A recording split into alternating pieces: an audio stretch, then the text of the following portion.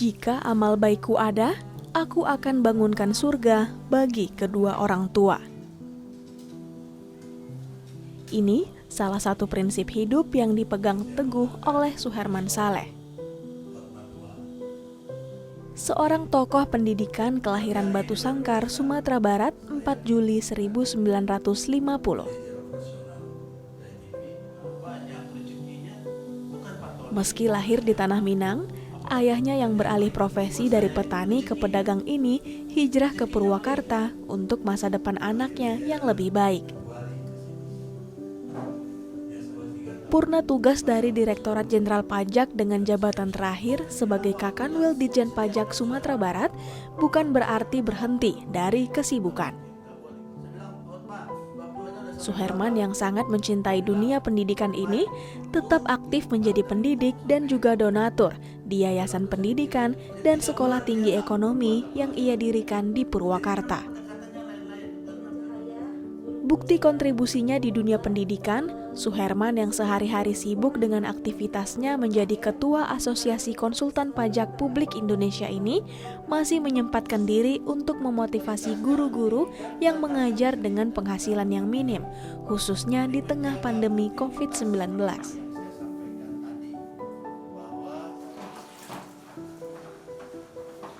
Seperti kepada guru-guru di Yayasan Pendidikan Al-Hidayah 3 Cahaya Langit Deli Serdang ini.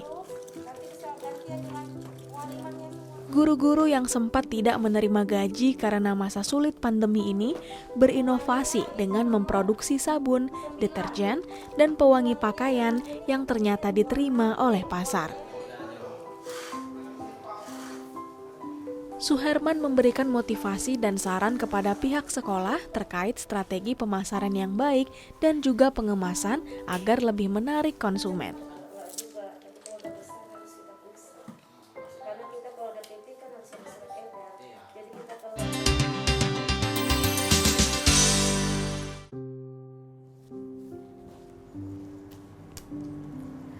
Apa kabar pemirsa? Jika amal baikku ada, bangunkan surga untuk kedua orang tua. Begitu motivasi bijak lulusan Magister Universitas Erasmus Rotterdam Belanda, sekaligus kandidat doktor yang menaruh perhatian besar pada dunia pendidikan ini. Purna bakti dari Direktorat Jenderal Pajak baginya bukan berarti berhenti berkarya dan berkontribusi bagi negara tercinta. Datuk Majo Nansati Suherman Saleh mendirikan yayasan pendidikan mulai dari TK hingga perguruan tinggi dengan biaya murah dan gratis bagi yang tidak mampu di Purwakarta. Tokoh yang memberikan beasiswa pendidikan bagi yang kurang mampu ini sudah ada bersama saya melalui sambungan Zoom di sana. Kita sapa bersama ya pemirsa. Assalamualaikum Pak Suherman Saleh. Waalaikumsalam warahmatullahi wabarakatuh. Apa kabar Bapak? Baik, alhamdulillah. Saya buka maskernya ya, karena sendirian. Iya Pak, karena kita harus tetap menerapkan protokol kesehatan begitu ya Pak? Ya, setuju. Ya, baik Bapak, bergelar Datuk Majo Nansati. Apa sih arti gelar Datuk bagi seorang Pak Suherman? Bagi saya, ini amanah yang luar biasa dari nenek moyang. Karena kebetulan gelar Majo Nansati sudah 100 tahun tidak pernah dihidupkan. Tapi setelah ada cucunya yang menjadi Kakanwil Pajak di Sumbar Jambi, maka Suherman Saleh boleh menggunakan gelar Majo Nansati atau Maharajo Nansati. Berarti nenek moyang saya adalah orang yang dihormati di kampung saya dulu. Baik, Pak Datuk nih ya, berarti saya ngomong sama Datuk Rajo Nansati gitu. Majo Nansati gitu ya. Bapak lahir di Sumbar, tapi mengapa mendirikan yayasan pendidikannya di Purwakarta Pak? Bukankah seharusnya putra daerah itu kembali ke kampung halaman ya Pak ya, apalagi orang Minang itu terkenal kalau udah merantau harus ingat pada kampung halaman Pak Suherman. Ya, orang Padang itu mempunyai prinsip di mana langit dijunjung, di sana tanah dipijak. Artinya sejak umur 1 tahun lebih, saya tinggal di Purwakarta, dijemput oleh bapak saya. Sampai hari ini saya masih di Purwakarta. Maka langit yang saya junjung adalah Purwakarta. Maka yang saya pijak juga adalah tanah Purwakarta. Sehingga saya mendirikan TK, SD, kemudian saya membuat perguruan tinggi, sekolah tinggi ilmu ekonomi di Purwakarta. Karena saya berpikir saya besar di Purwakarta, darah saya Purwakarta, dan saya harus mengabdi Purwakarta tanpa melupakan tanah Minang sebagai tanah asal. Iya, baik, tapi nggak lupa dengan Sumbar begitu ya Pak ya? Tetap Tidak ada pernah juga lupa, kontribusinya jadi ke sana ya. tidak pernah Buktinya lupa di mantan Sumbar. Kakanwil Ditjen Pajak Sumatera Barat ya Pak ya. Betul. Bapak, meski pernah menjabat Kakanwil Ditjen Pajak Sumatera Barat, tapi Bapak ini sangat concern dengan pendidikan. Nah, menurut Bapak mengapa pendidikan itu adalah hal yang sangat penting, Pak? Dan Bapak juga menempatkan pendidikan agama as nomor 1. Dari mana mulainya? Kok bisa Islam itu hebat? Mulainya dari Iqra, baca. Perintah Allah kepada Nabi Muhammad SAW, Iqra, baca. Artinya apa? Dengan membaca, pendidikan terbuka. Dan ternyata di dalam Al-Quran ada janji Allah yang menyatakan bahwa siapa yang mencari ilmu dan dengan ilmunya itu mendapat ilmu, dengan pendidikannya dapat ilmu, dan dia dekat dengan Tuhan, kemudian ilmunya dia kuasai, Allah menjanjikan akan mengangkat derajat. Nah, derajat itu artinya orang itu bisa naik pangkat, orang itu kehormatannya dijaga, orang itu duitnya atau rezekinya diperbanyak. Jadi menurut saya, kalau kita ingin menyelesaikan masalah, cukup dengan pendidikan. Pendidikan yang baik akan membawa kita kepada kebaikan-kebaikan. Dan itulah salah satu yang saya sangat hormati, sangat saya hargai, bahkan saya sangat mencintai. Dai TV adalah salah satu yang saya sukai karena di dalam siaran-siarannya selalu menawarkan pendidikan. Saya cocok dengan apa yang disampaikan, yang disiarkan oleh Dai TV. Terima kasih. Alhamdulillah Pak, itu makanya Bapak menjadi narasumber spesial di episode kali ini. Menyambut Hari Guru loh Pak. Baik Pak Suherman, pada tahun 1991 sebagai bukti keseriusan Bapak pada pendidikan umat adalah dengan mendirikan Yayasan Al-Akhyar yang ada di Purwakarta yang terdiri dari tingkat TK hingga PT perguruan tinggi. Bagaimana gambaran pendidikan masyarakat sebenarnya Pak pada saat itu? Apakah kurang begitu artinya tingkat pendidikan masyarakat pada saat Bapak mendirikan itu sehingga ini jadi latar belakang Al-Akhyar berdiri Pak? Ya, itu luar biasa. Kejadiannya pada tahun 90, saya di toko buku Gunung Agung. Ada anak kecil umur 4 tahun setengah ngambil Al-Quran tapi nggak nyampe. Kemudian saya tanya, mau ngambil apa nak? Itu Pak, Al-Quran, saya ambil. Terus saya tanya, emang kamu bisa baca? Bisa. Terus saya suruh baca. Karena waktu itu saya juga belum bisa baca, saya panggil penjaga. Penjaga, saya bilang, dia mau baca.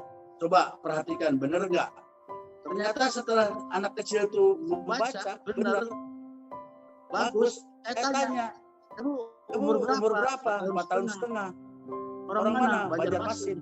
Oh, hebat bacanya ya. Kata Ustaz itu bagus Pak bacanya. Kemudian datanglah guru. Saya tanya, Bapak gurunya, Bapak orang tuanya? Enggak, saya gurunya. Oh, saya tanya lagi. Ini umur 4,5 tahun udah baca Al-Qurannya lancar. Bagaimana metodenya? Di mana tinggalnya? Dia bilang, Pak, metode baca Quran itu ada. Dan kami nanti malam mau baca Quran di istana. Diundang oleh Pak Harto. Kaget saya. Di Purwakarta pada tahun 90, umur 4 tahun setengah, secara massal, nggak ada sekolah yang bisa membaca rame-rame. Yang ada adalah TK biasa, TK nasional. Yang penting nari-nari, makan, dan sebagainya. Nyanyi, dan sebagainya. Tapi baca Quran, tahun 90 nggak ada. Maka saya dirikan, dan Alhamdulillah, setelah saya dirikan di Purwakarta 1, berkembanglah ke banyak tempat, sampai sekarang di tiap tempat ada TK Al-Quran. Itulah sebabnya kenapa saya mendirikan TK Al-Quran di Purwakarta, karena saya merasa di Purwakarta saat itu belum ada secara masif baca Quran dari umur 4 tahun setengah, 4 tahun dan sebagainya. Pak Suherman, kita jeda sejenak. Ditahan dulu, kita masih punya segmen berikutnya untuk ngobrol lebih dalam lagi ya Pak ya. Baik pemirsa, sebelum kita ngobrol lebih jauh lagi, kita saksikan bagaimana kegiatan di Yayasan Pendidikan Al-Akhyar yang didirikan oleh Pak Suherman Saleh. Berikut cuplikannya untuk Anda.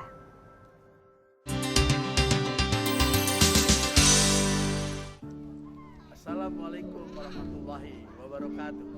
Suherman Saleh yang memiliki latar belakang pendidikan mumpuni, yakni dari Universitas Erasmus Rotterdam Belanda ini, mendirikan Yayasan Pendidikan Al-Akhyar di Wanayasa, terdiri dari TK hingga Sanawiyah atau setingkat SMP. Lembaga ini ia dirikan dengan harapan akan menjadi poros pencerahan bagi masyarakat, khususnya bagi masyarakat petani dengan ekonomi lemah.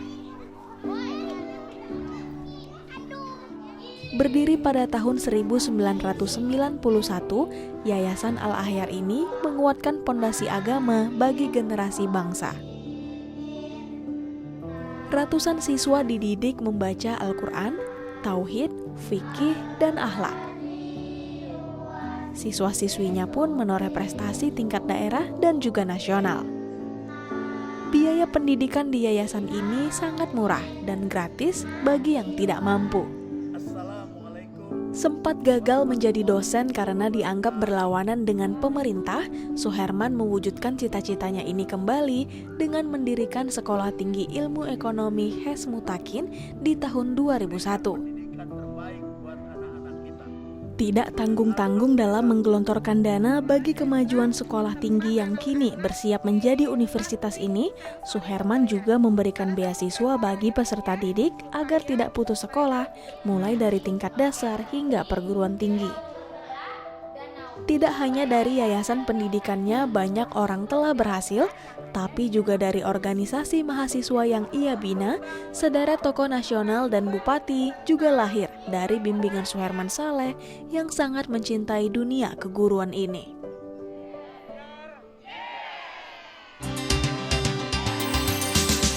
Pak Suherman, tidak bisa dipungkiri banyak sekali putra-putri bangsa ini yang cerdas dan punya cita-cita tinggi, tapi mentok di masalah biaya pendidikan, Pak. Nah, untuk mengatasi hal ini apa yang Bapak lakukan dalam membantu mereka? Baik, yang pertama saya memang termasuk orang yang suka didatangi oleh RT, RW, sampai lurah, kepala-kepala sekolah yang ingin menyekolahkan, ingin meneruskan, bahkan ingin menyampaikan bahwa mereka punya anak sekolah yang punya prestasi cukup baik, tetapi tidak bisa disekolahkan ke lebih tinggi. Nah, yang begini-begini saya tampung, langsung saya terima dan saya wawancara.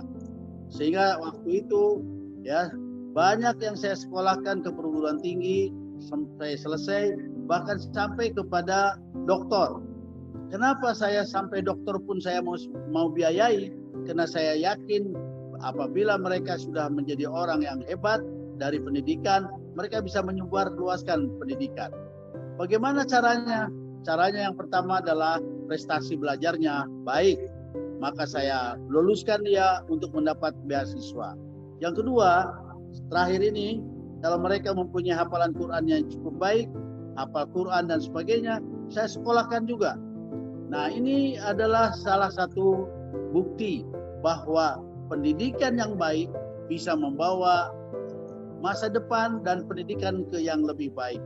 Dan saya di Purwakarta bangga, banyak orang berlomba-lomba untuk hafal Quran, berlomba-lomba belajar di sekolahnya lebih baik agar mereka terpantau bahwa mereka nanti akan menjadi penerima beasiswa. Iya.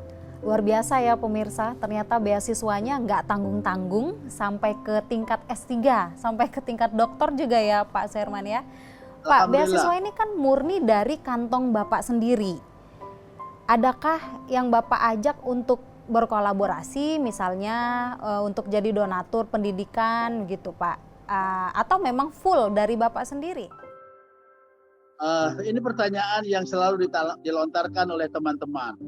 Tapi saya pada dasarnya mempunyai sahabat-sahabat setia yang mendukung saya secara setia. Dengan satu catatan, saya bantu Pak Herman karena Allah. Oleh karena itu tolong nama saya jangan disebut. Tapi pada dasarnya Suherman Saleh and rekan selalu membantu orang-orang yang membutuhkan. Baik, Pak, sekarang kita bicara output nih, Pak. Lulusan dari Yayasan Al-Akhyar yang Bapak dirikan. Sudah berapa lulusan, Pak, yang dihasilkan sejak Al-Akhyar didirikan? Nah, di antara mereka siapa saja yang sudah sukses? Mungkin dalam catatan saya ada juga yang sudah menjadi tokoh nasional yang dalam bimbingan Bapak, begitu ya? Ya, baik. Banyak yang sudah mendapat pendidikan dari saya, mulai dari TK, SD, kemudian setelah mereka kuliah, kemudian juga saya didik sampai ke tingkat nasional. Salah satunya Kang Dedi, satunya lagi Kang Anang, dan yang satu jadi doktor yang saya sekolahkan, dan Kang Dedi jadi anggota DPR RI sekarang, jadi bupati 2 kali. Itu semua ikut pendidikan yang saya lakukan, yang saya latihkan. Baik. Pak, dari buku profil Bapak nih yang ditulis oleh kandidat Dr. Hotmatua Paralihan. Ini rekan saya juga, Pak. Kalau ketemu titip salam ya, Pak ya, di UIN Syarif Hidayatullah. Ada kisah pilu juga yang saya baca di buku ini. Ada seorang ibu yang ditinggal suaminya, mohon maaf ini karena kesulitan hidup. Dan ia berniat untuk menggugurkan kandungannya pada saat itu. Nah, Bapak melarangnya. Dan bahkan anaknya Bapak sekolahkan sampai kuliah ya, Pak? Ya. Nah, jadi waktu itu saya mempunyai keyakinan bahwa anak dalam kandungan itu suci. Siapapun bapaknya, ada bapaknya atau tidak, bagi saya anak dalam kandungan itu suci. Begitu saya mendengar bahwa anaknya akan digugurkan, saya katakan itu anak saya. Jangan pernah digugurkan dan nanti setelah lahir berikan kepada saya. Dan alhamdulillah, bukan 1, bukan 2, banyak yang menawarkan kepada saya dan saya terima. Dan alhamdulillah, beberapa sudah selesai kuliah, bahkan sekarang kerja dengan baik. Bahkan yang mau menggugurkannya dulu katakanlah berterima kasih ke saya sampai hari ini nggak selesai-selesai. Kenapa? Karena dia melihat bahwa keberanian saya untuk menerima anak yang mau digugurkan ini, atau yang mau dikeluarkan ini, atau mau diberikan ke orang lain ini, oleh saya dididik dengan sebaik-baiknya. Dan alhamdulillah semuanya menjadi baik. Jadi dengan kecintaan kepada manusia sebagai makhluk Allah, maka sebenarnya kita sudah memuliakan manusia itu sendiri. Demikian. Kita masih punya segmen terakhir, seru kayaknya, berbicara pengalaman hidup yang sangat berharga ya, bisa jadi pelajaran bagi saya juga. Namun setelah yang satu ini ya Pak Suherman, pemirsa, bagaimana Suherman Saleh di mata mereka? Kita dengarkan dalam tayangan berikut ini. Salah satu karakter beliau adalah cinta dalam pendidikan. Beliau sejak mahasiswa sudah bercita-cita jadi dosen. Sampai dia mapan, kemudian dia membuka yayasan pendidikan sampai ke perguruan tinggi. Dan terlibat tentang proses pendidikan non-formal, informal, apalagi formal. Artinya apa? Begitu cinta dia kepada pendidikan. Harapan kita kepada beliau yang pertama, karena memang beliau sudah pensiun, harapan kita panjang umur, tetap dapat kesempatan orang lain untuk mendapatkan pikiran-pikiran yang jernih, cerdas untuk menghadapi persoalan-persoalan kekinian. Beliau ini sangat memperhatikan yang namanya pendidikan. Saking perhatiannya terhadap pendidikan, orang-orang yang tidak mampu, beliau membantu untuk menyekolahkan mereka. Jadi saya bahkan mengatakan Bapak ini memiliki hati yang bening. harapan saya beliau tidak berhenti untuk senantiasa mendukung orang-orang yang tidak mampu dalam dunia pendidikan. Bukan saja pada tingkat TK, SD, SMP, SMA, tapi pada perguruan tinggi. Bahkan saya berharap beliau tetap senantiasa mendorong orang untuk belajar. Di Wanayasa, di Jawa ya, tentang sosok Bapak ini orangnya yang sangat baik dan dermawan. Juga mendidik kita, banyaklah yang kita ketahui, dia tidak bisa melihat orang susah gitu. Bapak itu juga seorang dosen juga dan punya universitas juga di Wanayasa. Dia juga pembina di situ. Semuanya lah yang saya ketahui itu tentang Bapak Suherman. Ya, Pak Suherman, untuk menutup Selasar Budi episode kali ini, mungkin ada pemirsa di rumah yang tertarik dengan yang Bapak sampaikan tadi, ingin menjadi donatur, insya Allah ya Pak ya, ataupun juga mungkin ingin intip-intip bagaimana sih kegiatan di Yayasan Pendidikan Al-Ahyar dan juga kampusnya ya Pak ya, STIE-nya. Mungkin Bapak silakan, karena ini eranya media sosial Pak. Jika ada promosi media sosial, saya beri ruang untuk Bapak, silakan Pak. Baik, yang pertama sekolah TK Al-Ahyar dan SD Al-Ahyar itu ada di Purwakarta, di Wanayasa, semua orang sudah tahu. Kemudian saya membuka sekolah tinggi ilmu ekonomi di Situ Bulet, di dekat Danau Situ Bulet. Saya sangat bangga dan senang sekali kalau ada di antara anak-anakku, saudara-saudaraku ingin menyekolahkan anak didiknya di Sekolah Tinggi Ilmu Ekonomi MZ Mutakin yang hari ini saya jadi ketuanya. Percayalah, Anda masuk ke STI Mutakin akan mempunyai kualitas sarjana ekonomi yang luar biasa, mengerti tentang ekonomi, tetapi tetap bertakwa kepada Allah SWT. Itu yang saya jamin, dan yakinlah Anda akan menjadi orang sukses bersama saya di STIE Mutakin. Terima kasih. Baik, Pak Suherman Saleh, terima kasih banyak Pak. Salam hormat. Salam buat rekan-rekan semuanya di sana, para guru yang ada di pendidikan Al-Ahyar dan juga para dosen yang ada di STIE Mutakin. Bapak sehat selalu ya Pak. Amin, insya Allah. Ya, pemirsa, Lawi Sati Rantau Batuah, pepatah Minangkabau yang berarti lautan sakti rantau bertuah. Seorang Minang yang merantau harus membekali diri sebaik mungkin hingga dapat menaklukkan lautan sakti. Belajar dari Pak Suherman Saleh hari ini, bekal itu salah satunya adalah pendidikan. Selamat Hari Guru Nasional, mari jadikan diri kita bermanfaat bagi orang lain. Jaga kesehatan Anda dengan mematuhi protokol kesehatan. Saya Rahma Mandasari pamit, jangan lupa saksikan Selasar Budi selanjutnya. Sampai jumpa.